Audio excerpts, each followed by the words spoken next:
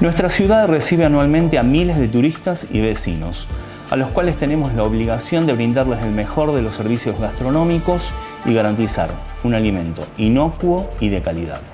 Bienvenidos a todos al curso de manipuladores de alimento, que tiene como objetivo capacitarlos para la obtención del Carnet Nacional de Manipuladores de Alimentos. Mi nombre es Roberto Scotti, soy técnico del Departamento de Bromatología, dependiente de la Secretaría de Salud de la Municipalidad de La Falda, y estaré a cargo del desarrollo y examen, condición indispensable para la obtención del mismo.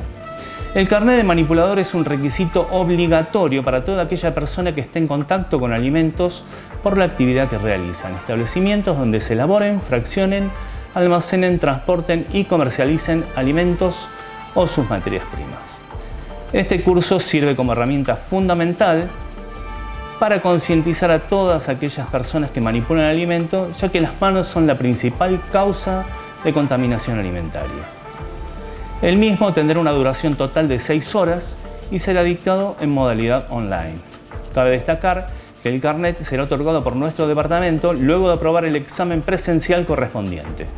De esta manera, y sin más preámbulos, damos comienzo al desarrollo del extenso temario que debemos abordar. Alimento. Definición. Toda sustancia o mezcla de sustancias naturales o elaboradas, ingerida por el hombre, que aporten a su organismo los materiales y la energía necesarias para el desarrollo de sus procesos biológicos. La designación alimento incluye, además, las sustancias o mezclas de sustancias que se ingieren por hábito, costumbre o como coadyuvantes, tengan o no valor nutritivo, como por ejemplo, infusiones como té, café o mate. Dentro de lo que es la definición de alimento tenemos distintas definiciones, como por ejemplo la definición que nos da el Código Alimentario, que es la que acabamos de leer, la del diccionario, que dice sustancia nutritiva que toma un organismo o un ser vivo para mantener sus funciones vitales, o la definición de la OMS, que dice que en términos del Codex Alimentarius es toda sustancia elaborada, semi-elaborada o natural que se destina al consumo humano, incluyendo las bebidas, el chicle y cualesquiera otras sustancias que se utilicen en la fabricación, preparación o tratamiento de los alimentos. Todas las personas tenemos derecho a una alimentación adecuada, acceso a alimentos inocuos y nutritivos. Para esto necesitamos contar con reglamentaciones. En nuestro caso, contamos con el Código Alimentario Argentino. El Código Alimentario Argentino se declara vigente en todo el territorio de la República Argentina con la denominación de Código Alimentario Argentino. Las disposiciones higiénico-sanitarias, bromatológicas y de identificación comercial del Reglamento Alimentario, aprobado por Decreto 141/1953. que es el decreto que reglamenta la ley 18.284 Código Alimentario Argentino. La misma consta de 22 capítulos, los cuales vamos a enumerar. Los artículos 1 a 11 del capítulo 1 habla de disposiciones generales. Son todas las disposiciones que todos los establecimientos elaboradores deben o comerciales deben acatar. El capítulo 2, del artículo 12 al 154, condiciones generales de las fábricas y comercios de alimentos. El capítulo 3, del artículo 155 al 183, habla específicamente de los productos alimenticios. El capítulo 4, artículo 184 al 219, utensilios, recipientes, envases, aparatos y accesorios que se pueden utilizar en la industria alimentaria. El capítulo 5, del artículo 220 al 246, habla de las normas para la rotulación y publicidad de los alimentos. Capítulo 6, habla de alimentos cárneos y afines. El capítulo 7, artículos 520 al 552, alimentos grasos y aceites alimenticios. Capítulo 8, alimentos lácteos. Capítulo 9, artículo 643 al 766, alimentos farináceos, cereales, harinas y derivados. Artículo 10, artículos 767 al 818, alimentos azucarados. Capítulo 11, artículos 819 al 981, alimentos vegetales, Capítulo 12, artículo 982 al 1079, bebidas hídricas, agua y agua gasificadas. Capítulo 13, artículo 1080 al 1107, bebidas fermentadas. Artículo 14, de 1108 al 1136, bebidas espirituosas, alcoholes, bebidas alcohólicas destiladas y licores. Capítulo 15, artículo 1137 al 1198, productos estimulantes o fruitivos. Capítulo 16, artículo 1199 al 1338, correctivos y coadyuvantes. Capítulo 17, artículos 1339 al 1390, alimentos de régimen o dietéticos. Capítulo 18, artículos 1391 al 1406, aditivos alimentarios. Capítulo 19, artículos 1407 al 1412, harinas, concentrados, aislados y derivados proteínicos. Capítulo 20, artículo 1413 al 1414, metodología analítica oficial. Capítulo 21, artículos 1414 al 1416, procedimientos. Capítulo 22, misceláneos. Vamos a proseguir con lo que es la definición de cadena agroalimentaria, también conocida como del campo al plato. La responsabilidad de elaborar alimentos inocuos es compartida por todos los eslabones de la cadena agroalimentaria. Cada uno de los eslabones, desde los productos hasta las plantas de proceso, grandes bodegas, centros comerciales, tiendas o comercios, y hasta que llega al propio comercialización minorista y hogar. Este conjunto de etapas que el alimento supera desde la producción de sus materias primas hasta que es ingerido por el consumidor. Las cadenas agroalimentarias cubren todas las etapas de la producción agropecuaria de alimentos, siendo el proceso de una serie de acontecimientos que van desde la producción a la transformación, la comercialización, la distribución y el consumo. Seguridad alimentaria. Todas las personas tenemos derecho a una alimentación adecuada. Existe seguridad alimentaria cuando todas las personas tienen en todo momento acceso físico, social y económico a suficientes alimentos inocuos y nutritivos para satisfacer sus necesidades alimenticias y sus preferencias en cuanto a los alimentos a fin de llevar una vida activa y saludable. Según la FAO, la seguridad alimentaria existe cuando todas las personas tienen en todo momento acceso físico, social y económico a alimentos suficientes, inocuos y nutritivos que satisfacen sus necesidades energéticas diarias y preferencias alimentarias para llevar una vida activa y sana. Nutrición.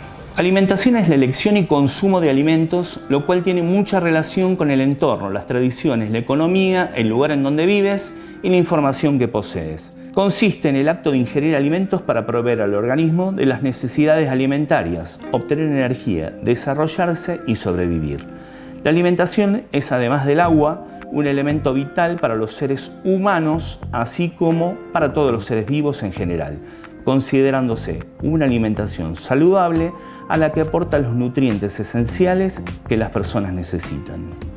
Factores sociales y culturales en la nutrición. En casi todos los países los factores sociales y culturales tienen una influencia muy grande sobre lo que come la gente, cómo preparan sus alimentos, sus prácticas alimentarias y los alimentos que prefieren. Sin embargo, los hábitos y prácticas alimentarias son rara vez la causa principal o importante de la malnutrición. Por el contrario, muchas prácticas son específicamente diseñadas para proteger y promover la salud.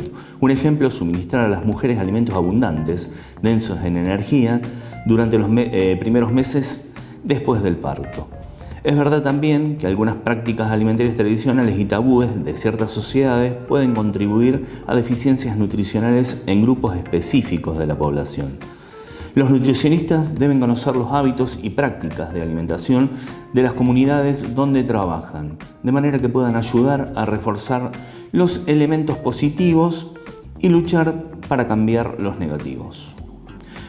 Los hábitos alimentarios y sus orígenes. Las personas tienen sus propias preferencias, rechazos y creencias respecto a los alimentos y muchas son conservadoras en sus hábitos alimentarios. Se tiene la tendencia a aceptar lo que las madres preparaban, los alimentos que se servían en ocasiones festivas o los que se consumían lejos de casa con amigos y familiares durante la infancia. Los alimentos que los adultos comieron durante la infancia raramente no son aceptados posteriormente.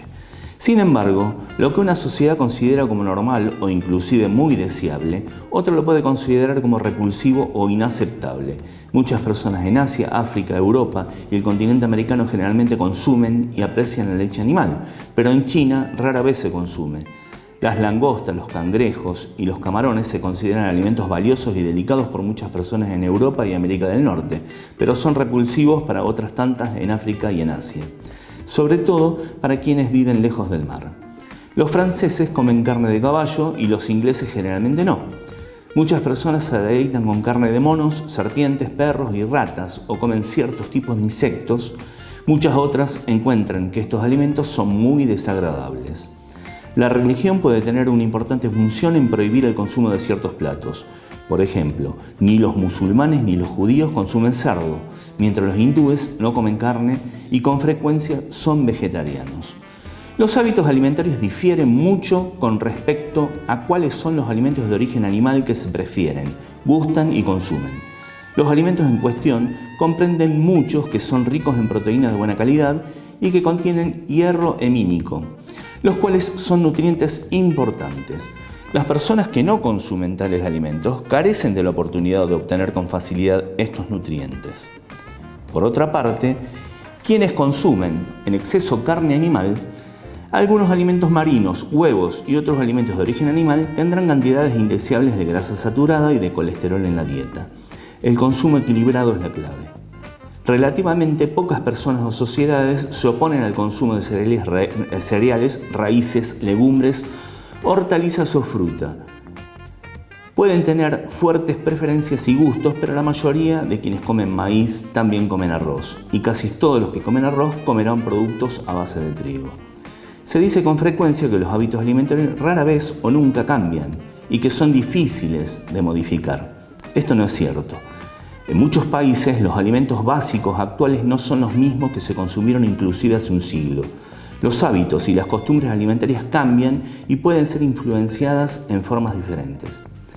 El maíz y la yuca no son nativos de África, aunque ahora son importantes alimentos básicos en muchos países africanos.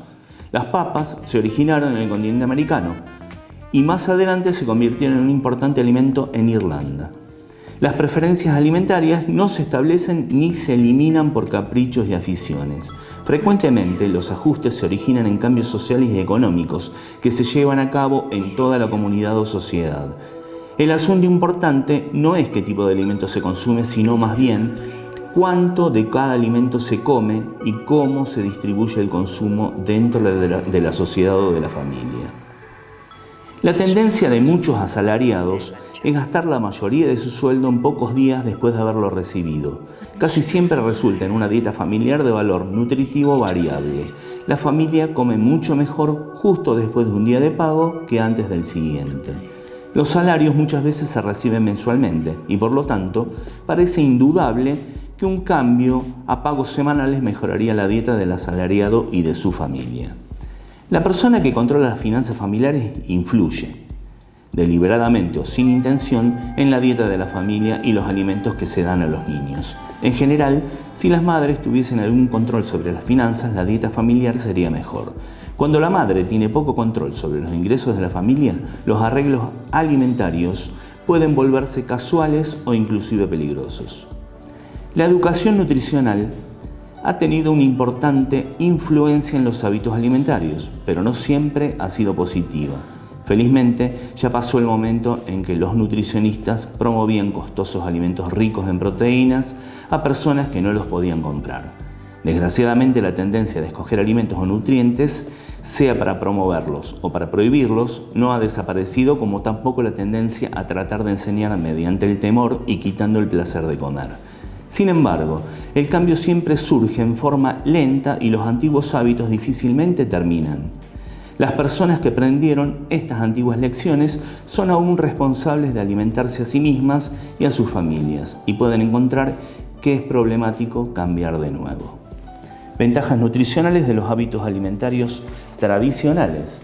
Las dietas tradicionales en la mayoría de las sociedades en los países en desarrollo son buenas.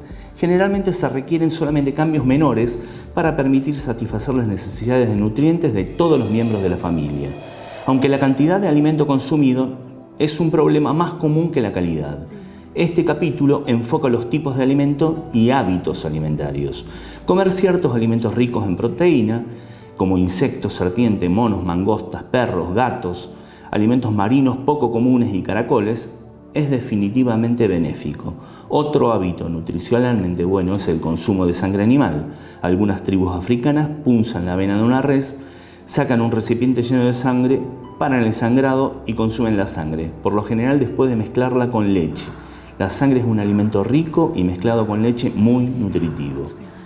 Una costumbre que se encuentra con frecuencia entre los pastores y otras personas es tomar leche agria o cuajada en vez de fresca. La leche agria no pierde su valor nutritivo, pero a menudo reduce de modo sustancial el número de organismos patógenos presentes.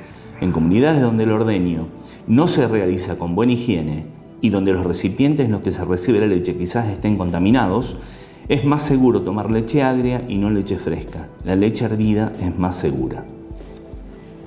En muchas sociedades, por ejemplo, en Indonesia y en partes de África, fermentan de manera parcial los alimentos antes de consumirlos. La fermentación puede mejorar la calidad nutritiva y reducir la contaminación bacteriana de los alimentos. El uso tradicional de ciertas hojas de color verde oscuro entre comunidades rurales es otra práctica benéfica que se debe estimular. Estas hojas son fuentes ricas de caroteno, ácido ascórbico, hierro y calcio. Además, contienen cantidades útiles de proteína.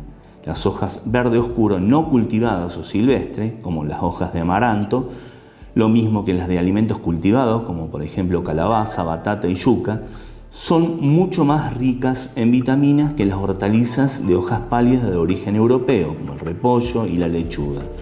Muchos horticultores expatriados en África han intentado a menudo que los lugareños cultiven hortalizas europeas en vez de sus hortalizas tradicionales. Muchas frutas silvestres son ricas en vitamina C, un ejemplo es la pulpa de las vainas del baobab, que se consume con frecuencia en África. Los métodos de preparación tradicional de granos suministran un producto más nutritivo que la molienda a máquina. Algunas comunidades hacen germinar semillas de legumbre antes de la cocción, lo cual mejora su valor nutritivo, como el humedecer los granos de cereal enteros antes de procesarlos para fabricar las cervezas locales y algunas bebidas no alcohólicas. Estas semillas y granos por lo general tienen un alto contenido de vitaminas del complejo B. Por último, no se puede dejar de enfatizar el método de alimentación tradicional para recién nacidos. Amamantarlos al pecho es nutricionalmente superior a la alimentación con biberón. Tabúes alimentarios. Numerosos hábitos y costumbres alimentarias son inadecuadas desde el punto de vista nutricional. Algunas prácticas son el resultado de percepciones tradicionales sobre los alimentos que son susceptibles de cambiar por la influencia de pueblos cercanos, viajes, educación, etc. Otras prácticas alimentarias están ligadas a la existencia de tabúes. Un tabú puede existir en un país, en una tribu, en parte de esta o en ciertos grupos de la población. Dentro de una sociedad puede haber costumbres alimentarias definidas en grupos de mujeres y niños o mujeres embarazadas y niñas. En algunos casos, las costumbres alimentarias tradicionales tienen que ver con un grupo de edad en particular y en otras ocasiones un tabú puede estar relacionado con una determinada ocupación como la caza. Otras veces, para algunos individuos, el tabú puede haber sido causado por algún suceso particular, como una enfermedad o una ceremonia de iniciación religiosa.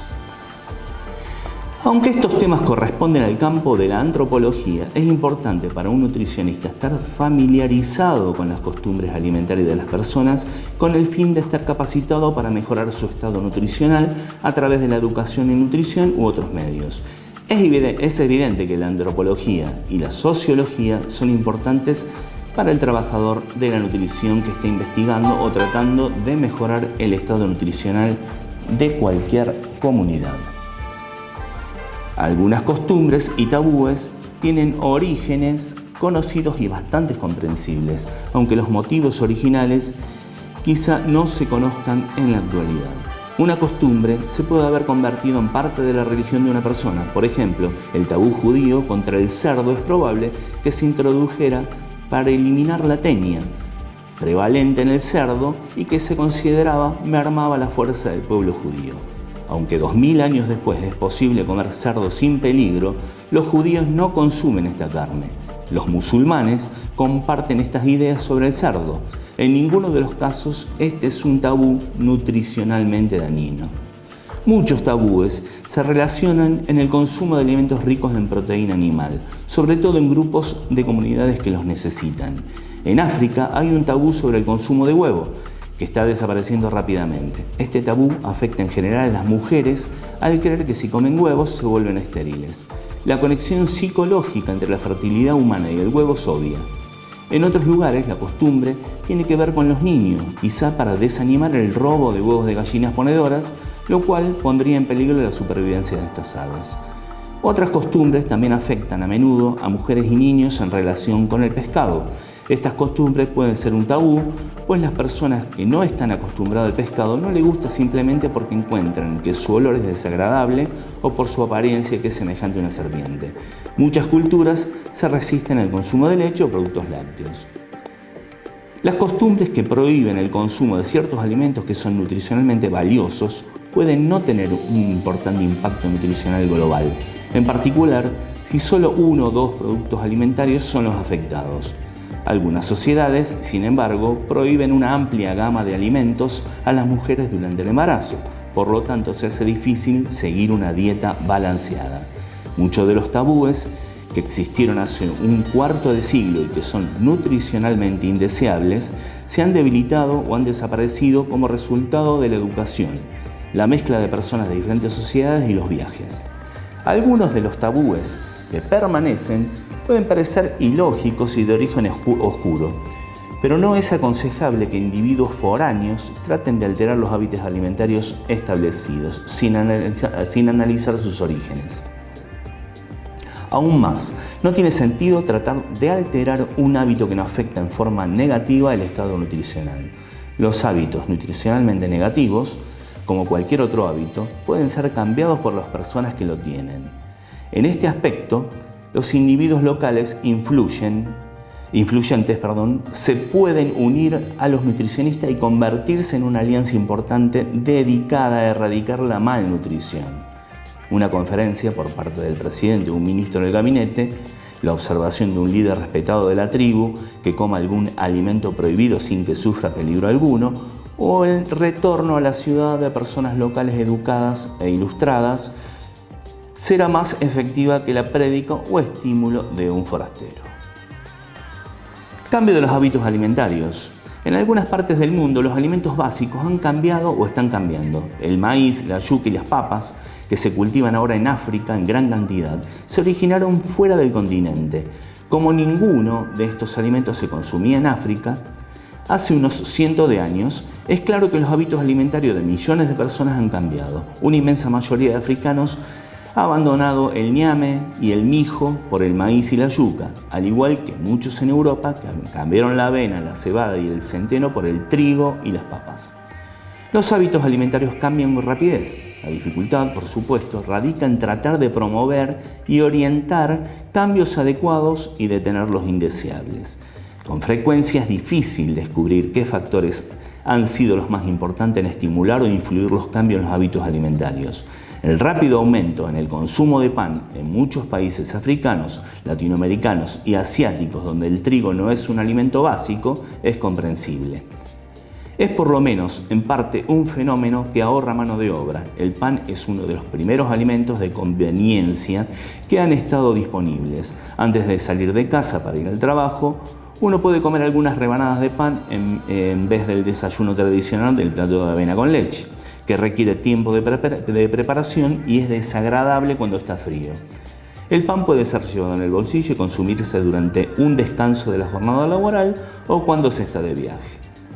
En la mayor parte del mundo, el primer alimento básico tradicional ha permanecido constante, sin tener en cuenta la urbanización, modernización o inclusive la occidentalización. Por lo tanto, en gran parte de Asia, el arroz es el alimento básico preferido en áreas rurales y urbanas.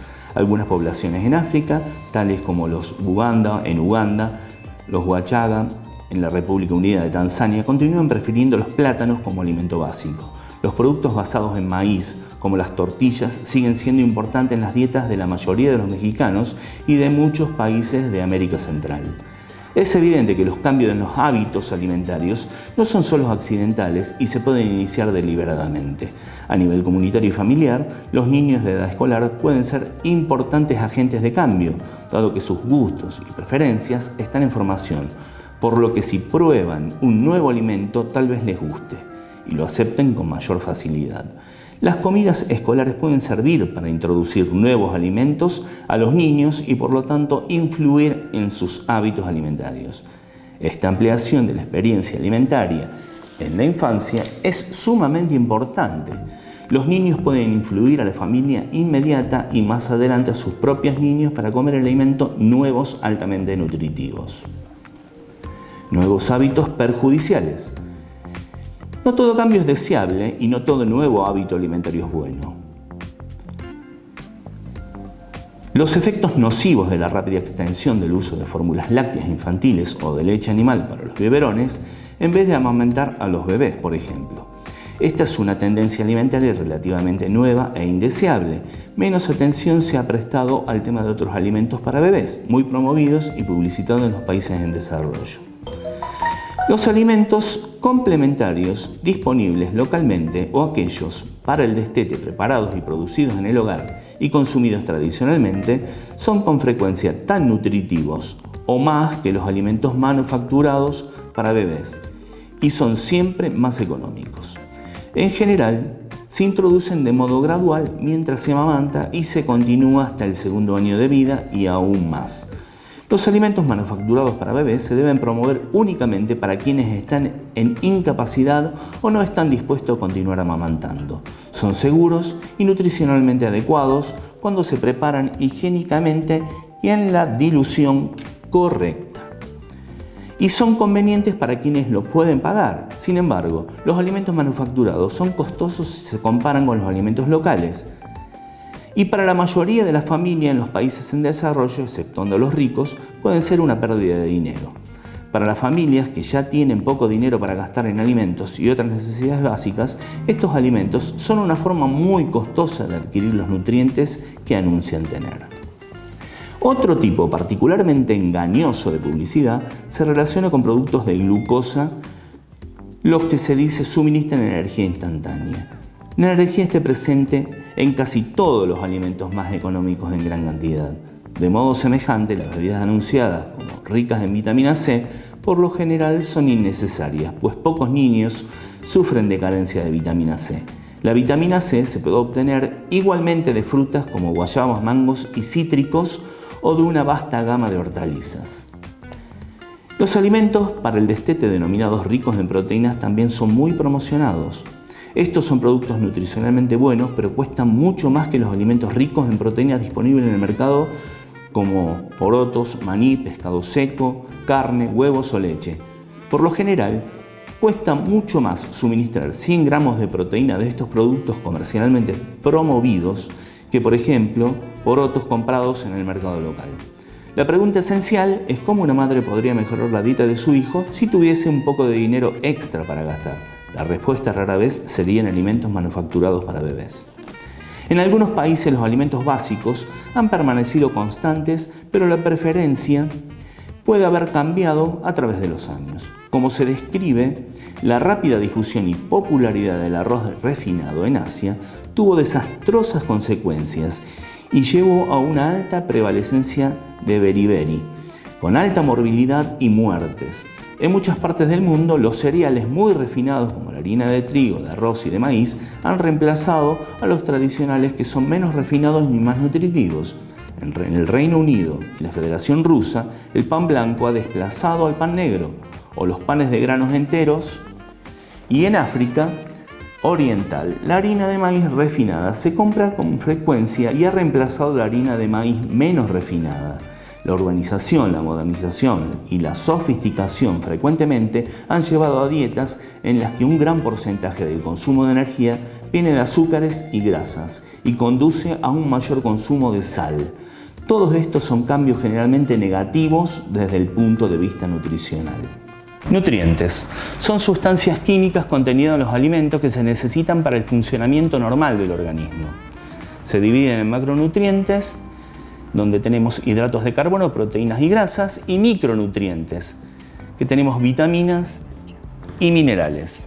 Los nutrientes que se consumen en cantidades relativamente grandes se llaman macronutrientes, en los cuales se encuentran las proteínas, hidratos de carbono simples y complejos y las grasas, y estos aportan calorías.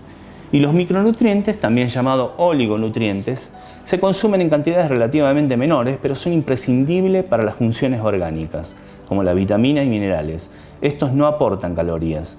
El agua también es considerada un nutriente. Clasificamos algunos de los nutrientes según su función: energéticos, grasas e hidratos de carbono; plástico, constructivos, proteínas; reguladores, vitaminas y minerales; y mixtos, nutrientes varios. Los nutrientes energéticos forman parte de este grupo, los hidratos de carbono y las grasas. Los hidratos de carbono aportan energía para que nuestro organismo pueda desarrollar sus funciones vitales, así como también al momento de realizar ejercicio físico.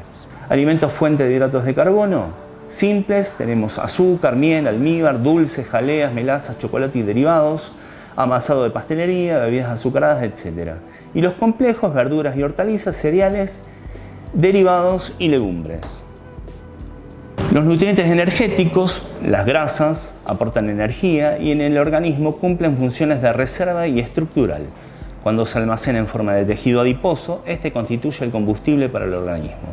Los lípidos estructurales son elementos constituyentes de células y tejidos.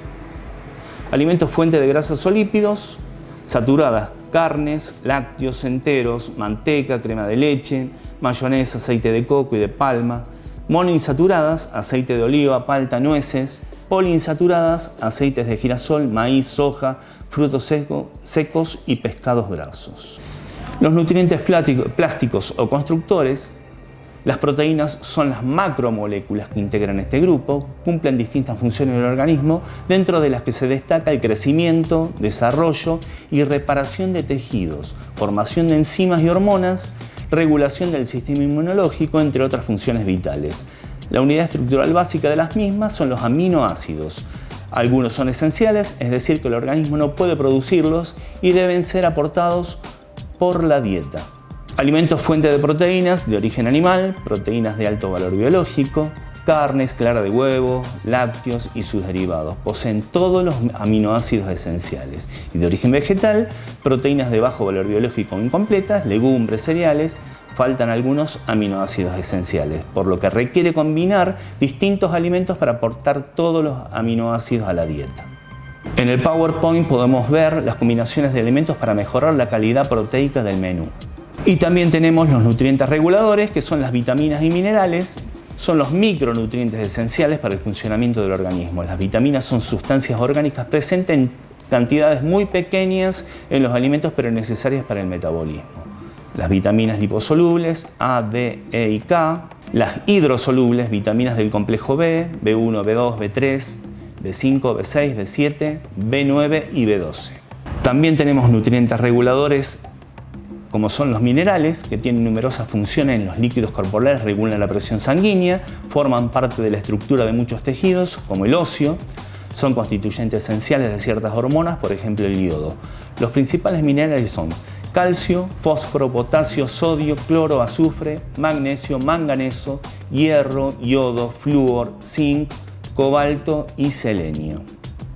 Tenemos minerales de alimento fuente, y está graficado en el PowerPoint lo que es calcio, hierro, zinc, selenio y magnesio. ¿Sabías que una alimentación saludable y hacer actividad física regularmente hacen que tu vida sea más sana? Mantener una vida activa, un peso adecuado y una alimentación saludable previene enfermedades. Realiza al menos 30 minutos de actividad física.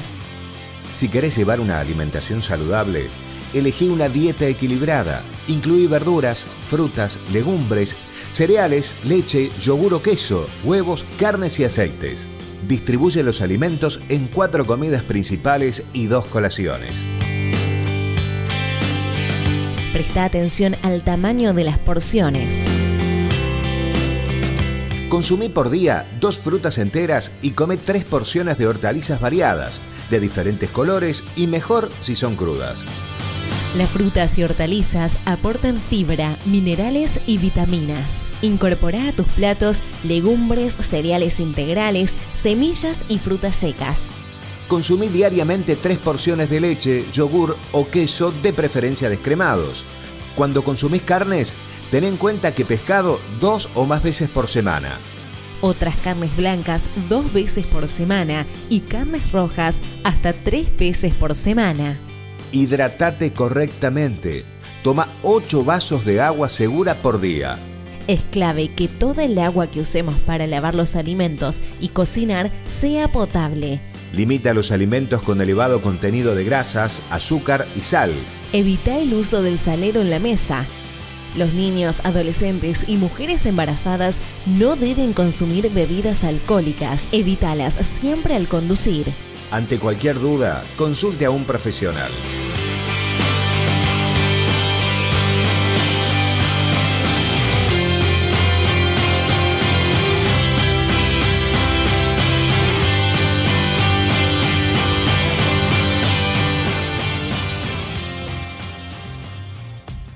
En la próxima imagen podemos observar la gráfica de la alimentación diaria.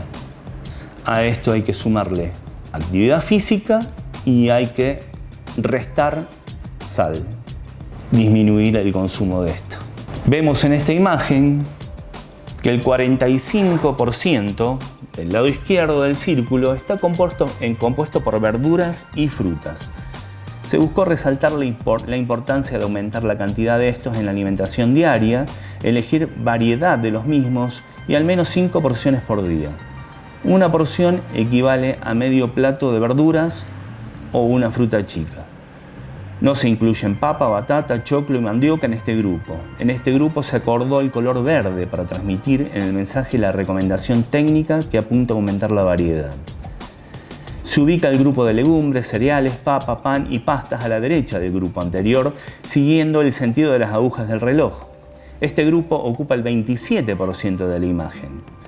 Se busca promover el consumo de legumbres y optar por cereales y derivados integrales. La papa, batata, choclo y mandioca, vegetales feculentos, se incluyen en este grupo porque la composición nutricional de estas verduras es más similar a los cereales que a las hortalizas. Se intenta promover el consumo de los alimentos de este grupo ricos en fibra. La recomendación es de 4 porciones por día. Una porción equivale a 60 gramos de pan o 125 gramos de legumbre, cereales, papa o pastas cocidas. Se acordó la gama de colores amarillos, beige, asociada al uso de integrales para fortalecer la recomendación de aumentar su consumo. Siguiendo el sentido de las agujas del reloj, el grupo leche, yogur y queso ocupa el 12% de la imagen a la derecha del grupo anterior. Se busca promover el consumo de 3 porciones y la elección de las versiones con menor aporte de grasa, descremado o parcialmente descremado, preferentemente.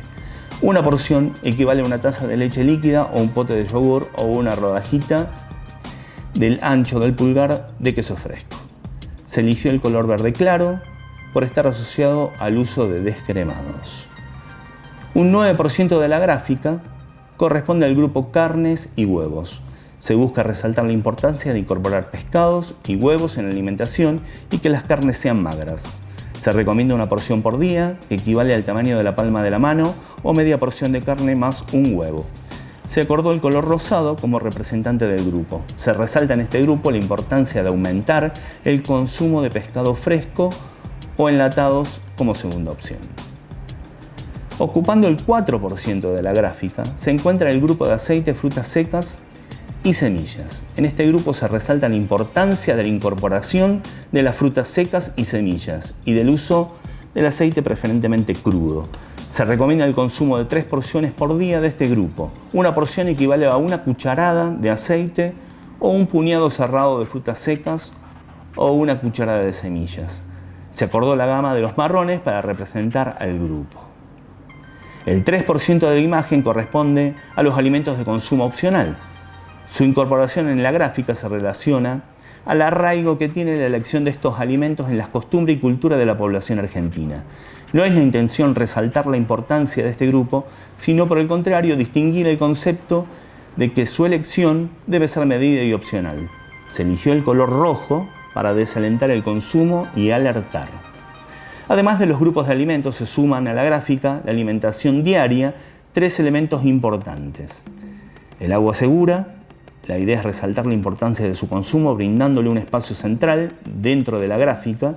La recomendación es de al menos 8 vasos por día, menor consumo de sal y actividad física diaria.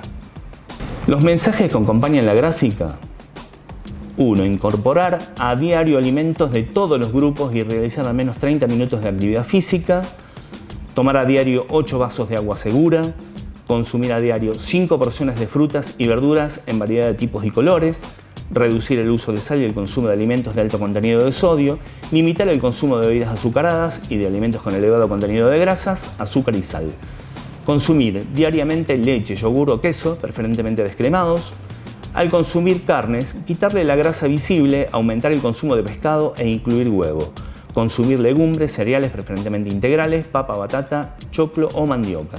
Consumir aceite crudo como condimento, frutas secas o semillas. El consumo de bebidas alcohólicas debe ser responsable y los niños, adolescentes y mujeres embarazadas no deben consumirlas. Evitarlas siempre al conducir.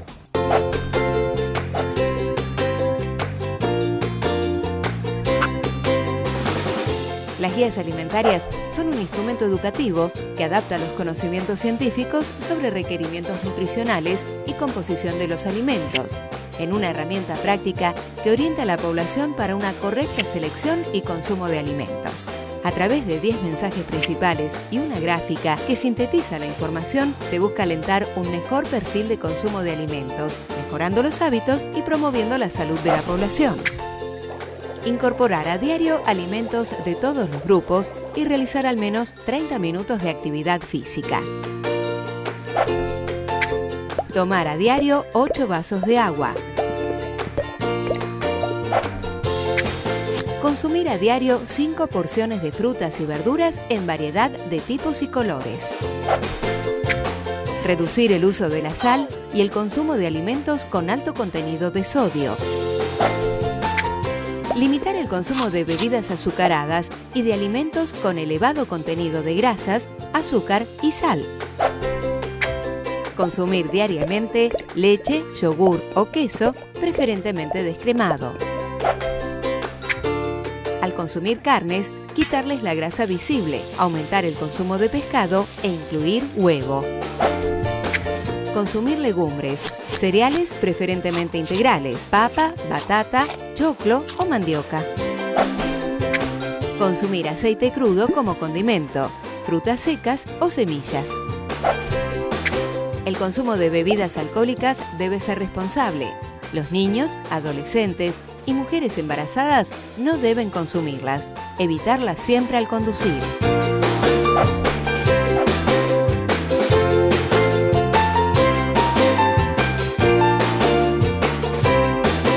Ministerio de Salud, Presidencia de la Nación. Vamos a hablar un poco de lo que son las dietas poco saludables. Estas dietas son una de las principales causas de la malnutrición en el mundo. Comúnmente llamado comida chatarra, son todos aquellos que no poseen un valor nutricional adecuado, es decir, que no aportan ningún tipo de beneficios a la salud.